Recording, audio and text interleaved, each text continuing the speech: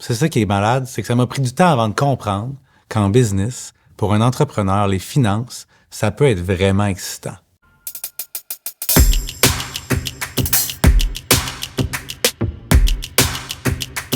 Bienvenue dans le module finances. Quand j'ai commencé ma première entreprise, j'ai vraiment négligé ça, comme la plupart des gens. Puis j'aurais tellement aimé ça que là, en ce moment, je parle à moi il y a 20 ans. Puis j'espère vraiment que vous allez prendre mes conseils parce que les finances, c'est tellement le fun à gérer quand on les comprend. Jusque vu que c'est quelque chose qui est souvent un langage qu'on comprend moins bien, on a tendance à le mettre de côté. En plus, ça a l'air plate. Il y a des chiffriers, il y a du Excel. C'est comme, il y a des comptables. Les comptables, c'est plus dur. Hein? Fait que moi, j'ai fait de la comptabilité de boîte à souliers quand j'ai commencé. J'ai toutes mis mes factures dans une boîte à souliers. Puis là, tous les mois, je donnais ça à ma comptable qui mettait ça dans une machine. Puis moi, je comprenais pas ce qu'elle faisait. Elle me disait, David, ça va ou David, ça va pas. Mais c'est tout ce que je comprenais. Puis c'était la pire erreur que j'aurais pu faire. Puis le jour qu'il a fallu que j'aille chercher de l'investissement, puis j'avais fait de la comptabilité de boîte à souliers, puis là, qu'on me posait des questions comme « Je peux-tu voir tes états des résultats? J'aimerais savoir c'est quoi ton BAYA ou j'aimerais savoir c'est quoi ta marge brute. » J'étais comme « De quoi qu'ils parlent, eux autres? » Puis là, je me suis rendu compte que j'avais négligé pendant beaucoup trop longtemps. Mais quand j'ai commencé à apprendre, puis que quelqu'un de bon a réussi à me vulgariser, puis c'est ce qu'on va vous faire ici. Le but de Big Bang, c'est de vous vulgariser tout ça, puis que ça soit excitant à apprendre. Fait que quand quelqu'un vous le vulgarise, comme on me l'a fait, quand j'avais quelques années plus tard de mon départ, tout s'est éclairé. Fait que à tous les mois minimum, on s'attend à ce que vous regardiez vos chiffres, puis que vous sachiez comment les regarder, puis comment les analyser, regarder chaque ligne, qu'est-ce qu'elle veut dire.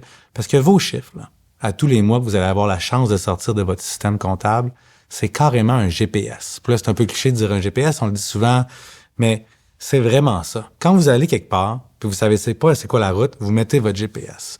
Puis votre GPS, des fois, si vous le regardez, il va vous dire « Hey, il y a un raccourci par là. » Ou « Ça, c'est un détour. » Puis il va te coûter des kilomètres et du temps. C'est vraiment ça, les finances. Si vous n'avez pas de GPS, il y a des bonnes chances que vous perdiez du temps. Puis si vous comprenez ma métaphore assez simpliste, votre temps, c'est de l'argent. Hein? À tous les fois que je rencontre un entrepreneur pour le coacher, ou quand un entrepreneur a pitché au dragon puis qu'il me demande de l'aide, puis que je prends un appel avec lui, une rencontre, la première question que j'y pose, toujours, c'est « Est-ce que tu as fait tes prévisions financières? » Et la première réponse qu'on me donne à 99% des fois, c'est « Ah, non, mais non, j'ai pas ça, mais on sait où est-ce qu'on s'en va, là. On est excité, ça va bien marcher. » Toujours. Puis qu'est-ce que je réponds à ça? Je dis, voici un gabarit, voici comment monter tes prévisions financières. Je donne un peu les grandes lignes, puis je dis, vas-y, parce que moi, je te parle pas tant que t'as pas fait ça. Puis viens me revoir un coup qui sont faites. Puis là, on jasera. C'est ça qu'on veut voir. Parce que sans les prévisions financières, vous avez aucune idée c'est quoi votre vision, c'est quoi où vous en allez, c'est quoi votre plan, qu'est-ce que vous avez prévu vendre cette année. On peut même pas savoir si on est bon ou pas parce qu'on s'est même pas fait de prévision pour pouvoir se comparer. Alors, c'est la base de tout.